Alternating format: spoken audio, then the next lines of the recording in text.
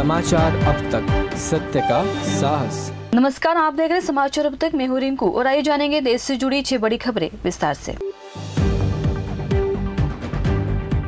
राजस्थान में आरटीए के तहत आवेदनों की तिथि बढ़ाकर 10 मई की गई। आरटीए के तहत प्राइवेट स्कूलों में फ्री एडमिशन के लिए निकलने वाली लॉटरी अब 13 मई को निकाली जाएगी। पहले इसे 1 मई को निकाला जाना था, लेकिन लोगों की शिकायतों और आपत्तियों को देखते हुए शिक्षा विभाग ने इसमें संशोधन किया है। एंट्री क्लास और आयु सीमा में बदलाव को लेकर शिक्षा विभाग द्वारा कई संशोधन भी किए गए। आयु सीमा की गणना 1 अप्रैल से की जाएगी। इन संशोधनों के पश्चात आवेदन की तिथि बढ़ाकर 10 मई की गई। राजस्थान में अब गर्मियों के दिन आ गए हैं। कलाकंद और लाल प्याज के बाद अब प्रदेश भर में अलवर की हरी मिर्च भी महानगरों में पहुंच रही है। राजस्थान के अलावा हरी और तीखी मिर्च की डिमांड अब दिल्ली, मुंबई व आगरा जैसे बड़े शहरों में बढ़ने लगी है, जिसके चलते अलवर जिले के करीब 1 साल में 25 करोड़ रुपए की हरी मिर्च का कारोबार मात्र अलवर जिले में किया जाता है। मिर्च के कारोबार को देखते हुए जहाँ पहले किसान छोटी सी जगह में मिर्च की खेती करते थे, वहीं अब 5 सालों से इसका रुतबा इतना बढ़ा कि प्रदेश में 1600 से ज्यादा किसान परिवार जिले में हरी मिर्च की फसल कर रहे हैं, लेकिन इसके बावजूद किसानों को मुनाफा नहीं मिल पा रहा है। ताजा मामला रुड़की से सामने आया है। यहाँ पटरियों के किनारे वीडियो शूट करते समय 20 साल की इंजीनियरिंग छात्रा की ट्रेन की चपेट में आने से मौत हो गई। पीड़िता वैशाली अपनी एक दोस्त के साथ रहीमपुर रेलवे फाटक के पास ट्रैक पर खड़ी थी। वैशाली सोशल मीडिया पर पोस्ट करने के लिए अपने मोबाइल से एक वीडियो शूट कर रही थी, तभी वह तेज रफ्तार से आई ट्रेन की चपेट में आ गई। गंगानहर कोतवाली पुलिस स्टेशन के SHO गोविंद राम ने कहा कि घटना बुधवार शाम की है। रील बनाने के चक्कर में कई लोगों के खिलाफ कानूनी कार्रवाई हो रही है, तो कई लोग अपनी जिंदगी से हाथ धो रहे हैं। जरा से लाइक और सब्सक्राइबर्स और फॉलोअर्स बढ़ाने के चक्कर में कई लोग जान तक गंवा दे रहे हैं।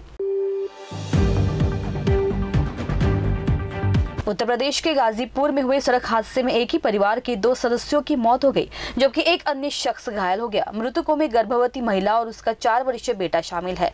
हादसे के बाद मृतक के परिवार में कोहराम मच गया। पुलिस ने शवों को कब्जे में लेकर पोस्टमार्टम के लिए भेज दिया। दरअसल पूरा मामला सैदपुर कोतवाली क्षेत्र के पियारी बाजार के पास का है। बीते दिन यहाँ एक बस ने मोटरसाइकिल सवार 3 लोगों को जोरदार टक्कर मार दी, जिसमें एक ही परिवार के 2 सदस्यों की मौत हो गई और एक अन्य घायल हो गया।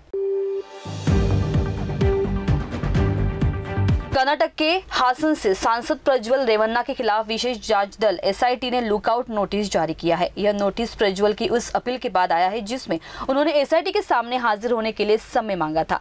गुरुवार 2 मई को कर्नाटक के गृह मंत्री परमेश्वर जी ने कहा कि 7 दिन का समय देने का प्रावधान ही नहीं है। यदि वे 24 घंटे में पूछताछ के लिए हाजिर नहीं होते हैं तो उनकी गिरफ्तारी भी संभव है। प्रज्वल ने बुधवार 1 मई को ट्विटर पर एक पोस्ट में लिखा था, मैं जांच में शामिल होने के लिए बेंगलुरु में नहीं हूं, इसलिए मैंने अपने वकील के जरिए CID बेंगलुरु को बता दिया है। सच्चाई जल्द ही सामने आएगी। रेवन्ना पर 28 अप्रैल को उनकी पुरानी हाउसमेट की शिकायत के बाद यौन उत्पीड़न का मामला दर्ज किया गया। इस शिकायत के साथ कुछ वीडियो भी सामने आए जिनमें प्रज्वल के मौजूद होने का दावा है।